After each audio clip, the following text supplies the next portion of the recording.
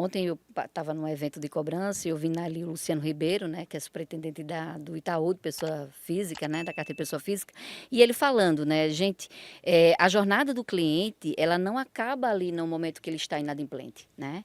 Então, a gente precisa entender, fazer com que aquele cliente ele volte a pagar, que ele consiga resolver a vida dele, né, para que ele volte, né, para ele continuar ali na esteira, porque ele é cliente e ele vai continuar sendo cliente, né? Isso a gente sabe que quando a gente olha para o índice de endividamento no Brasil, né, os dados do Serasa aí no ano passado, mais de 72 milhões de inadimplentes, então de pessoas devendo, então assim, gente, é muita gente, então a gente tem que fazer algo nesse sentido, né?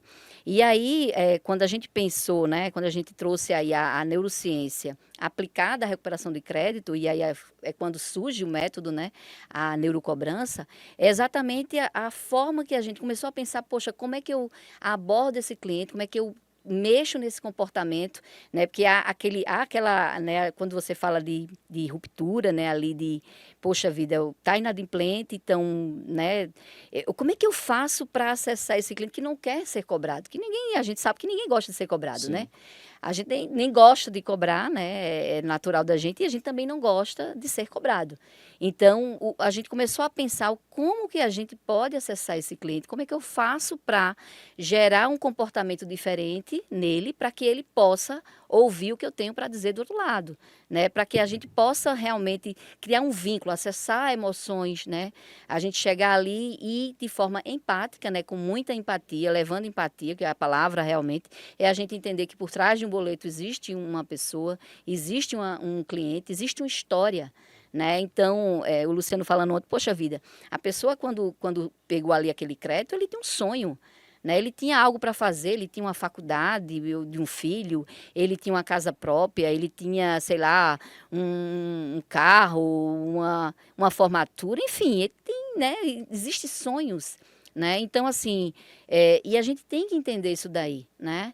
Então, não é porque ele está inadimplente que ele deixou de ser essa pessoa, né? Então, assim, como que a gente faz para que ele priorize aquele pagamento? Como é que a gente faz com que ele priorize o nosso título, né? Então, assim, quando a gente começa a pensar nesse sentido e vai vendo que, poxa, muito disso está relacionado à questão comportamental mesmo, né? A forma como a gente aborda, a gente levar uma mensagem empática. E aí a gente começou dentro do método, a gente tem várias ferramentas, né? Que a gente começou a instrumentalizar realmente o nosso negociador e levar para ele, né? Assim, olha, a técnica, né? Exatamente essa fonte, beber na questão da neurociência e dizer, poxa vida, o nosso cérebro ele é químico, né? A gente está aqui fazendo milhões de sinapses. Para movimentar a minha mão aqui, eu estou fazendo sinapse. Vários lugares do meu cérebro estão sendo ativados para que isso aconteça, né? Eu Sim. estou tensa aqui, eu estou ansiosa, então, né? Não parece não, viu? Se eu estiver ansiosa, ansiosa, se eu estou feliz, se você sorrindo, então isso é química, né? Então, assim, a gente entender como, né, o nosso cérebro ele se comporta, como a gente está ali sendo ativado de forma, né, através né, os gatilhos, a gente vê a neurociência, ela está em várias, né, em várias outras frentes, né? A gente vê nas vendas, existe a neurovenda, neuromarketing, né, economia, então, formas de a gente entender como o cérebro está funcionando. Então, na hora que o meu negociador, ele não gera essa conexão, né, ele não leva ele não traz na fala um sorriso na voz, a gente fala sorriso na voz, a técnica do compreendo, né, a gente compreender o cliente mais, assim, eu te entendo, mas